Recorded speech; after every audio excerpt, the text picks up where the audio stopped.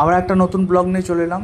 এই রাস্তাটা হচ্ছে আপনার জিয়ারা থেকে নারায়ণপুরের দিকে রাস্তা, মাঠের মাঝখান দিয়ে। রাস্তাটা খুব সুন্দর, মানে আস্তে আস্তে তৈরি হয়ে গেছে। আগে রাস্তাটা অনেক খারাপ ছিল।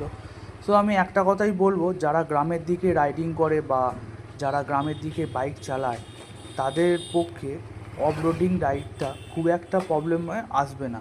কেন আমাদের এখানে গাড়ি চালাতে গেলে এরকমই খারাপ রাস্তা, কখনো কখনো মাটির রাস্তা, কখনো লাল রাস্তা থাকেই।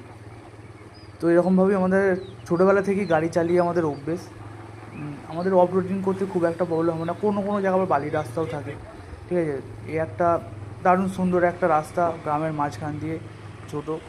যতটুকু পেরেছি ততটুকু ক্লিপ নেওয়ার চেষ্টা করেছি। খুব সুন্দর, মানে এত সুন্দর বাইক চালাতে লাগে গ্রামে। আমার সত্যি, আমি গ্রামেও বাইক চালিয়েছি, আমি শহরেও বাইক চালিয়েছি, বাট গ্রামে বাইক চালাতে আমার সব থেকে বেশি ভালো লাগে। মানে এত শান্তি, মানে জ্যাম নেই, অত আওয়াজ নেই, শান্তি মনে গাড়ি চালাও বিন্দাস।